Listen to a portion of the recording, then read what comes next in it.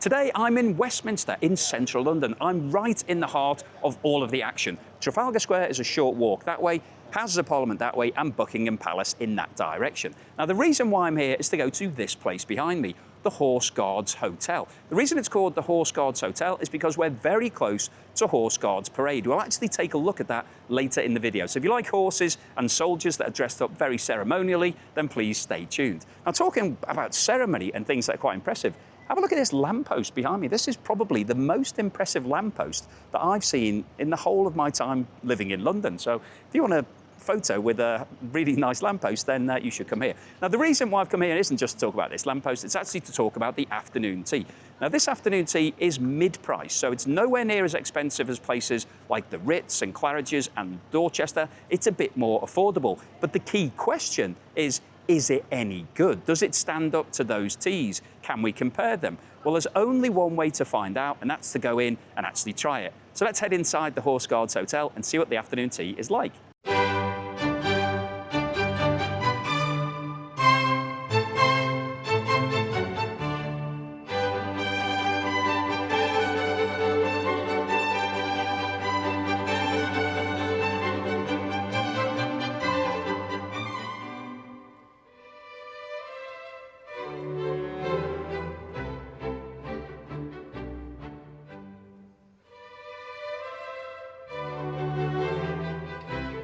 So here we are inside the hotel itself, and I have to say, this room is really quite lovely. It's dedicated to afternoon tea, so there's only people having afternoon tea. Now I've come quite early, so there's nobody else in here, but if the cameraman wants to do a very quick sweep, you can have a little look at the tables all set up along the wall here.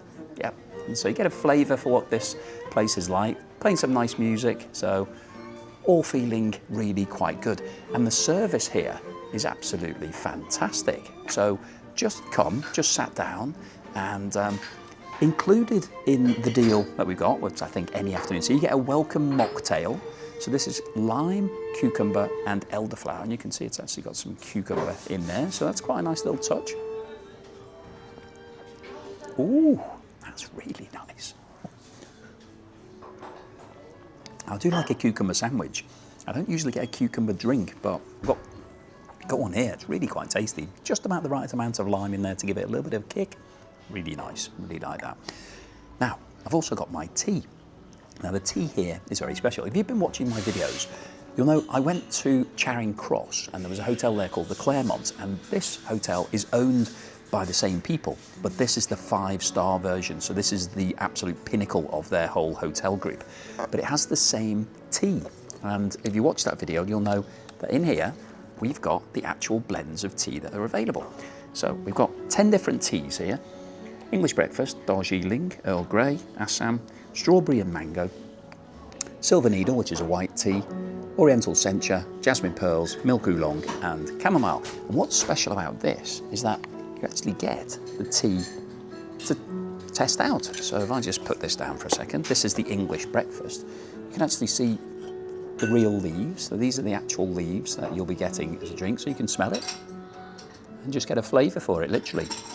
So I think that's a really nice touch, that you can actually get involved in. This is magnetic, you'll be glad to know, it doesn't fall out. But yeah, you actually get to experience the teas as well as drink them. So I think that's really quite fun. And we've also got one of these timers, which quite a few different afternoon teas do these, and it's meant to tell you how long to let your tea brew for. So you turn the egg timer over and we've got black tea on this side and green tea on that side. Now here's the actual tea itself. So I've ordered the English breakfast, which I think is always a good benchmark as to how good the tea is going to be. Now I really like this teapot, quite sort of stout and sort of upright, just about the right size I think for a couple of cups, and then you want to move on to your next tea. Now the china here, really quite good, bone china, and it's made by William Edwards Bone China, so good British brand. But let's see what the tea's like before we have a look at the menu, because the menu here is really quite nice as well. Looks a good solid brown colour. Not sure how long I've been brewing it. I forgot to put my egg timer on when I started, but let's have a little taste of the English breakfast, see what it's like. That's good. That's a good tea. I like that. That's going to go well with all of the food. There's the menu. So it's like quite a nice petite fun menu, and it comes with a little bow in it, which I think is quite nice. Ceremonially open that and put my ribbon over here. So afternoon tea in bloom. Now this afternoon tea is based on nature. So this room itself, we can see the wallpaper's got lots of green nature. The whole theming in here, all the chairs have got different sorts of foliage and things like that on it. And then I'll read out the afternoon tea. Well, I won't go through the details because that would spoil the surprise of what we're going to get. But we're going to get the traditional format of savoury sandwiches first, then the scones. There's an interesting thing about the scones. I'm really looking forward to that course. That's always my favourite. And then the desserts. So all in, it's a great start. Really feeling quite excited. Got my mocktail, got my tea, just waiting for the food to arrive. So I'll see you then. Now, I thought I'd take a moment to talk to you about why this hotel is called the Horseguards Hotel. And here behind me is one of the Horse Guards. You can see there are two of them either side of this entrance. And these soldiers have been guarding the King of England since 1660, so over 365 years. Now, this was actually put in place by Charles II. He decided he wanted the household cavalry to have infantry who are on horseback to protect them. And it remains a tradition today. And this is actually the entrance to Horse Guards Parade. St James's Palace and Buckingham Palace are behind here. And the Horse Guards Hotel is just a stone's throw from here. So that's where the hotel gets its name from. And these are a major tourist attraction. As you can see, there's lots of people milling around wanting to take photos with the horses.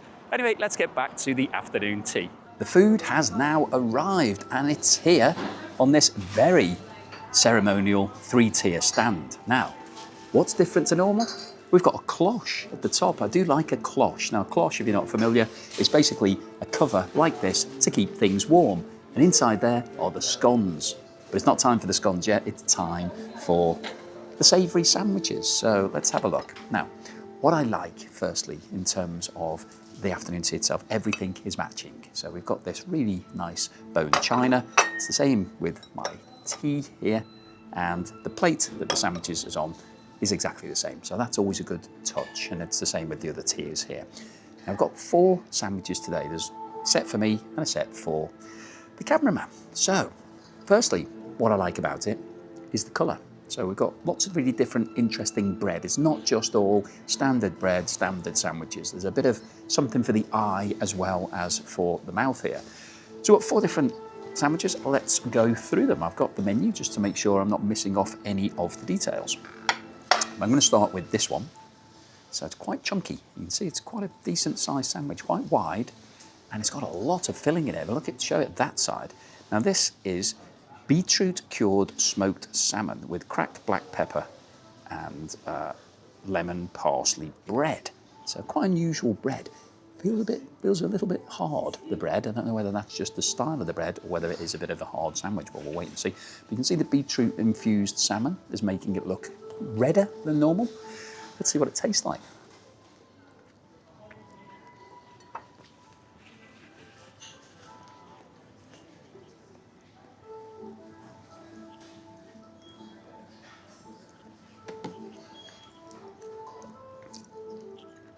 That's really tasty. Now the bread itself is definitely a more dense bread. You can actually see that in the makeup of the bread. If you look at it, you can see that it's not light and airy, it's more weighty.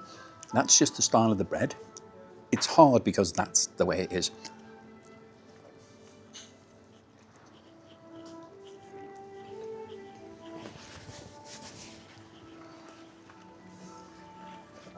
Do I like it? It's interesting, I'll put it that way. It's quite filling. So normally when you come to an afternoon tea, the sandwiches are quite light.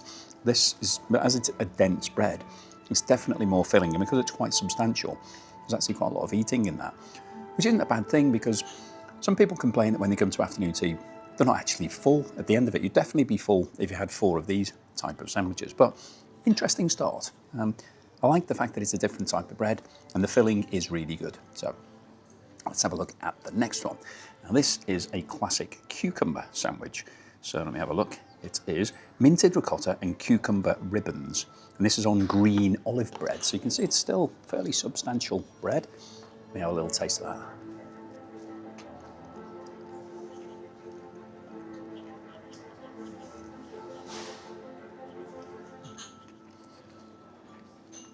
Cucumber's good and crunchy. Not quite got the ratio right. I'd like a bit more cucumber. The ratio of bread to cucumber is a little bit bread heavy, so it does taste mostly of bread.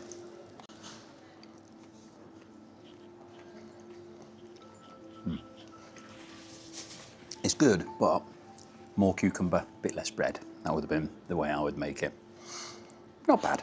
Okay, let's go on to the third one. Now, this is, it's called peppered pastrami and zesty mustard aioli. So this is cured beef, grain mustard. And this is a basil bread. So you can see that it's slightly green. Really quite chunky, these bread sandwiches, but this one's a bit thinner. Got a reasonable amount of filling in there. Let's see what it tastes like.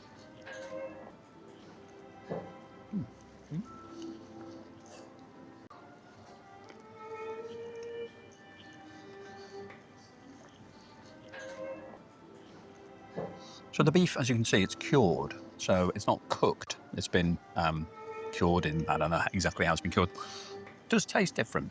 Really like that, actually. Got a really nice flavour to it. The bread to filling ratio is about right for this one. So that's my favourite out of the three that I've had so far. Let's go on to the fourth one, which is truffled egg mayo and chive. And the bread on this one is buttery tomato bread. So not just tomato bread, buttery tomato bread. So filling to ratio, yeah, looks okay.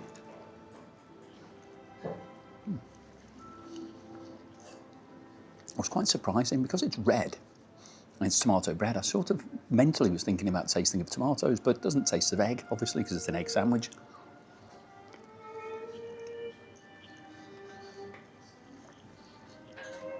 Of the four sandwiches, that's my favourite bread, definitely. It's the lightest of the four. The other are quite dense. This one's a bit lighter. And that egg, that's one of my favourite egg sandwiches. I'm not usually a big fan of the egg. I've done a good job with that one. I like that. So, 4 interesting sandwiches, 4 interesting different types of bread. Good variety of fillings. Probably a little bit more bread than I would have liked. I would have liked a bit more filling, a bit less bread. But overall, pretty decent start. So I'm quite happy. I'm going to finish this. Cameraman's going to have theirs. I'll see you in a moment when we're going to lift that cloche and see what's under it. It's now time for my favourite part of any afternoon tea, the scones. But just before we get into that, I've got a new tea. I've got the green tea, so I've still actually got this box here. So this one, I can tell you, is jasmine pearls. So this is actually what they look like in there, and it says, exquisite hand-rolled pearls of green leaves infused with a scent of aromatic jasmine blossom, a delightful, unforgettable tea. And this is what it looks like. Very nice light colour. You can see it's a lot lighter than the black tea that I had earlier. Let's see what it tastes like. That's nice. If you've not had a green tea, you should definitely try it. If you come to an afternoon tea, try the black teas, then go on to the green teas, then go onto the white teas, and then maybe have a floral herbal tea if you fancy it. That's really good. That's going to go really well with the scones. Now, remember this? The cloche that I was talking about. So, this cloche is revealing these lovely scones. Now, the reason why the cloche is on there is to keep the heat in, because these are fresh from the oven and they are still warm, which is fantastic. Now, I said earlier in the video that there's special scones today, and they are. So, we've got a plain scone, which is standard. Looks good, decent size. Got a nice break in it, so I'm looking forward to that. But there's also, as well as the standard scones, I'm just checking on the menu so I get it absolutely right, we have got star anise and orange zest scone, which I believe is this one. Can I smell it? Doesn't smell. I think it's this one, but I'm not 100% sure. We'll have to find out. Let's go with this one first. This one's a lot bigger than this one, so always like to go with the big one first.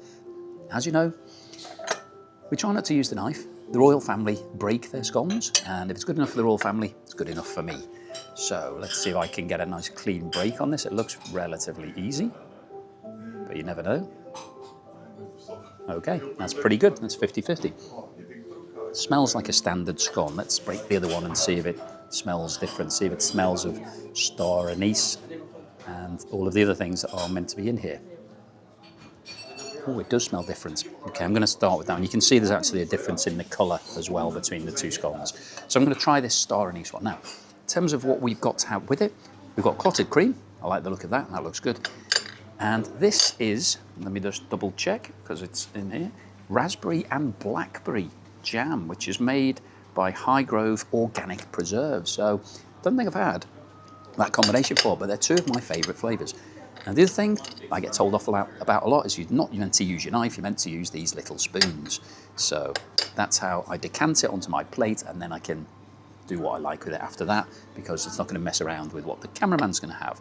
So the other question, which way round to have it? Do you put the jam on first, or do you put the cream on first? A lot of people like to put the cream on first like butter and then have the jam on top, but I like to do it the other way around. So I'm going to try, I'll try the standard scone first. Put a bit of this jam on. I'll put a bit of the cream onto my plate. And this cream seems quite thick. I went to Canada recently, had cream, and it was quite thin. This stuff, as you can see, is pretty thick, so sticking to the spoon. So let me encourage that off there.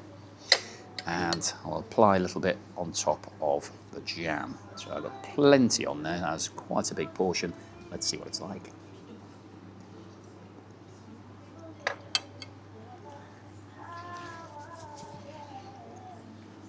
Wow, that jam is absolutely fantastic. Really punchy flavour. Really got a good combination of the two different fruits in there. Clotted cream, really good. It's a bit thick, but it works really well. Good combination.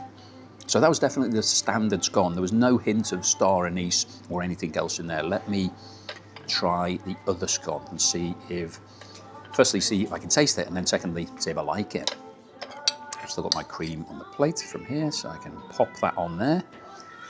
Okay, chucks away.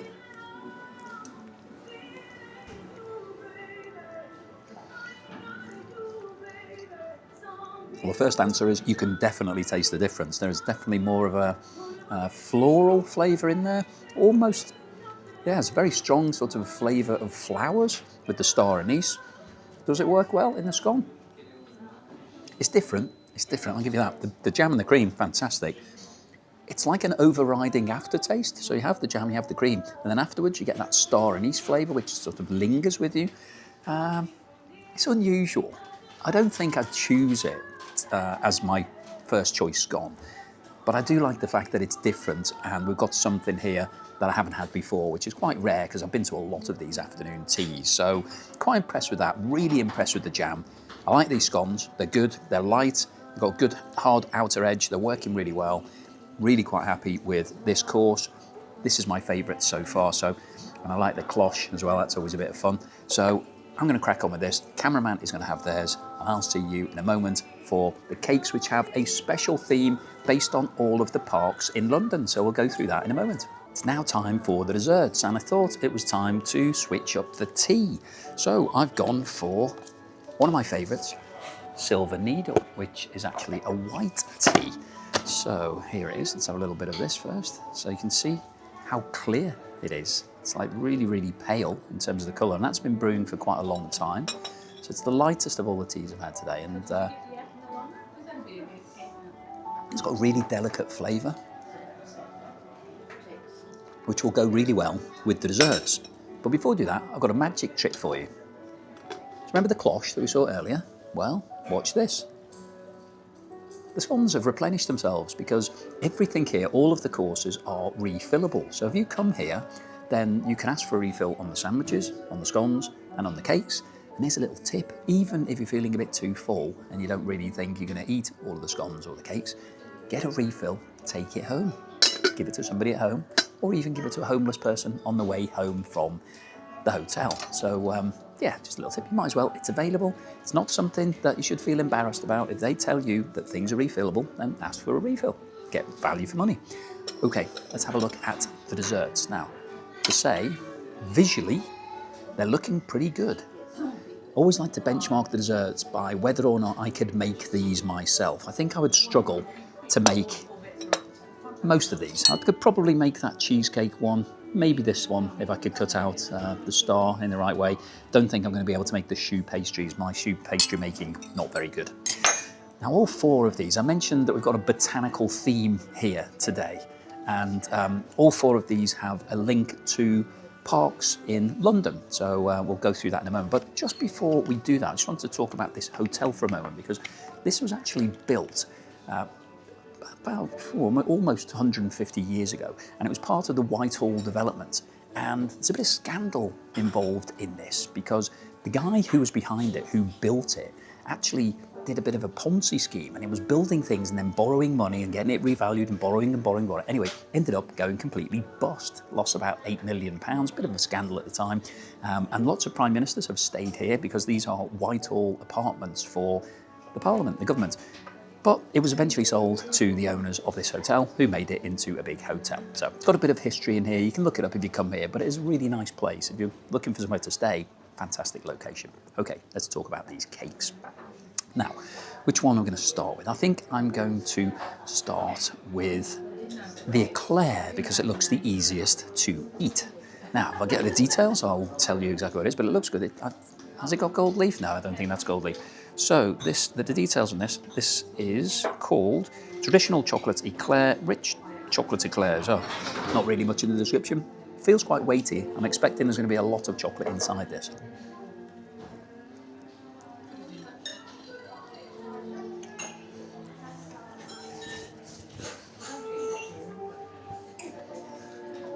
It's a really good eclair, really light. The choux pastry's risen quite well, so it's allowed all of the cream to be put into the middle.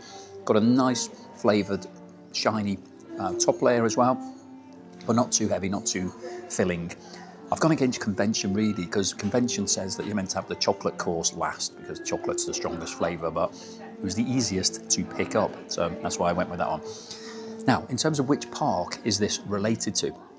So there's a link for all four of these parks. This is linked to Hyde Park, and there wasn't really a very good explanation for that from the server that we had. They just said they thought it was a classic British tradition, so they link it to Hyde Park. So a little bit tenuous on that one. Now this one, this cheesecake looks very, very delicate base. I think I'm going to have to cut it where it's sitting because it's going to collapse otherwise. Now, let me have a look at the details on this. Cameron, you can have a little zoom in if you like on that one. So we have got, it's called there's a Lavender Hill creamy cheesecake with a floral note.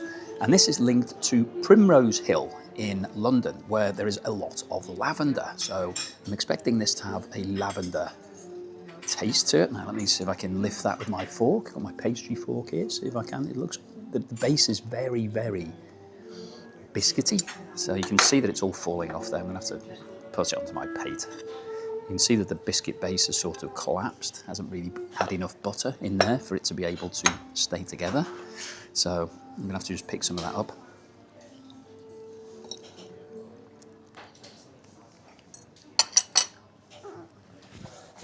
It's a very light cheesecake. The buttery biscuit base has fallen apart. I said I could probably make this one. I think I could make it better because my buttery biscuit base would not have fallen apart, would have been nice and hard. But it tastes delicious, so can't fault that. Super light, and that's really what you want. When you're getting these desserts, they're not really designed to fill you up. You don't want a really heavy cake. You want something that's just got lots of flavour, that just gives you that little taste, and then you move on to the next one. That definitely ticks the box. It's a bit messy today, but I don't mind that. You know, I'm not going to have to do the clearing up anyway, so yeah, won't lose too much sleep over it. Okay, I'm going to go for this yellow. So I mentioned there was Primrose Hill. Now, this yellow one, which is in a star shape. Now this has got a link to Japan, and so this has been linked to Holland Park, where there are 2 Japanese gardens that have been designed by Japanese designers, and very nice to go there if you're coming to London. Go to Holland Park, you can check out those 2 parks. One of them, I think, is built in 2012 and linked to the earthquake, which then had the nuclear power station disaster in Fukushima. So that's linked to this. And in terms of the flavours that we've got here, it's called Kyoto Garden, pineapple and yuzu flavoured dessert. So see if I can lift this one, see if the base is a bit better than the last one. And it looks pretty similar, to be honest. I'm going to cut it there rather than trying to lift it, because I don't think it's going to make it. Okay, let me see if I can lift that. It's a bit better. You can see that there's the yuzu layer at the bottom. The yellow layer there is holding it together a bit more.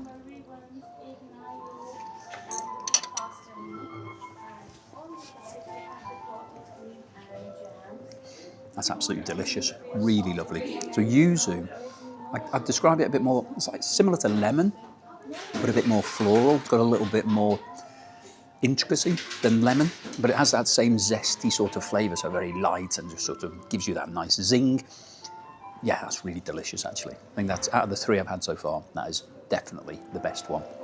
Now and so that's linked to Holland Park. The final one of these is, let me just have a look at the description. It's called a crown shoe. So you can see it's sort of meant to look like a crown, and it's got spiced gold leaf on top of, fit for royalty, it says. So we've seen this before many, many times, but everybody seems to be obsessed with gold leaf and putting gold leaf onto desserts. I think I've probably had more gold leaf than not at these afternoon teas. Everybody seems to want to put it on. Not sure why everybody wants to eat gold. You know, it doesn't seem like an edible substance to me, but gold leaf, very popular. Let's see if I can lift this. Yeah, I can lift it. It's quite heavy, so I'm not sure how much stuff's in here, but I'm feeling it might be a lot. Let's cut it and see what it looks like. Oh, it's quite soft, quite tricky to cut. Okay, so that's the cross section. Let's see what it tastes like.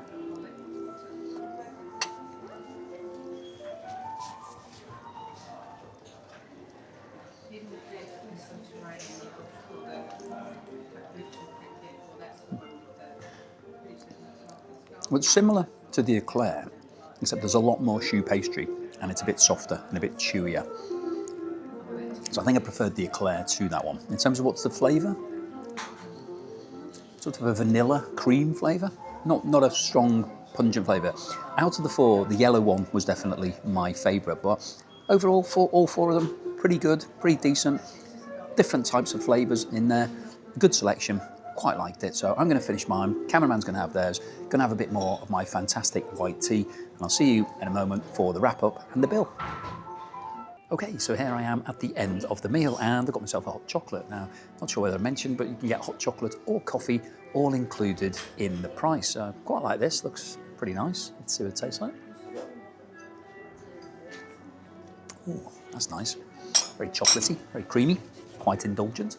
And you can see I've got a little my bag here for my take-home goodies. Got the scones and some of the cakes in there as well, and the cameraman's got one too. So that's all good. If you're coming, then I would definitely get the refills and take home what you like. So, what was my overall assessment of this afternoon tea? Well, before we start with that, let's talk about the bill. As you can see, I don't have one. There is no bill at the moment. And the reason I haven't got a bill is because I prepaid in advance. I got a special deal. I mentioned right at the start of this video that I'd managed to get a special deal, and it was through buyagift.com, which is part of Moonpig. It's not sponsored, this video, I'm just telling you because it made it cheaper. And this afternoon tea should have been £60 each, so it would have been £120 for me and the cameraman. I actually got it for £88, so £44 each. So that's a decent saving against the £60, but also when you prepay these bills, you don't have to pay the service charge. So it would have cost me probably £135, £140 if I was paying cash, only had to pay £88. So I mentioned right at the start that this is at the lower end of the price spectrum. It's certainly a lot cheaper than if you were going to the Ritz or the Dorchester or Claridge's. You're going to be paying over £100 each for those meals. So from a bargain point of view, it ticks the box. What about the food? How did it stand up? Well, let's quickly run through it. The sandwiches, they were quite big and they looked good. Nice variety of fillings and good different colours in there. They weren't the best sandwiches I've ever had. Looking back on them, I didn't really like the bread. I know it was a slightly unusual bread. Maybe it was a bad batch, I'm not quite sure, but they weren't my favourite. The egg one was nice, the other one's okay, is the way I would summarise it. The scone, however, the scones were fantastic. So the jam was first class, some of the best jam that I've had. Cream was really good. The original scone, really nice, and the star anise one, unusual, memorable, probably not as nice as the ordinary one, if I'm being completely honest about it, but still decent and still quite nice. What about the cakes? Well, cakes were really good. They looked good. Nice little variety in terms of flavours. All of them had a little bit of a backstory, which I really liked, and they all tasted good, so that was great. And the teas here, first class, brilliant. So we had the selection, you could actually smell them, you could see the actual tea itself. That was a really nice part of it. We also had the mocktail at the beginning, which was a really nice little freebie thrown in. That was really tasty. Added a little bit extra. I thought the presentation was really good. The service here, fantastic. We've got a dedicated room just for afternoon tea, which I always like. That makes it a bit more special. And this hotel's in a great location. So there's really a lot of positives about this afternoon tea. And it's less than half the price of some of the more expensive teas. And that's important, I think, when you're taking into account value for money and would I recommend this place. So overall, I think this afternoon tea is a winner. I think it's good. It's got some really great courses to it. The sandwiches probably could have been improved a bit, but we did get a refill on everything. Managed to take some stuff home. I didn't get a refill on the sandwiches. I could have had one. I decided I didn't really want one. So that tells its own story. So what's my overall assessment and score for this afternoon tea? I'm going to give it a very solid 8 out of 10. I definitely think it's worth putting on your list if you're coming to London, because you can get a good deal here. It's good value for money. You get all of the key ingredients. It gives you a really nice environment. It's a good flavour of afternoon tea. There are better ones, but you're going to have to pay a lot more money for them. So that's my overall assessment. Thank you for watching this video. If you haven't done so already, please give me a thumbs up. Please hit that hype button if you can, the little funny symbol that sits alongside the thumbs up. That helps promote this video to more people. Please subscribe if you're not a subscriber, and I'll see you again on the next tea.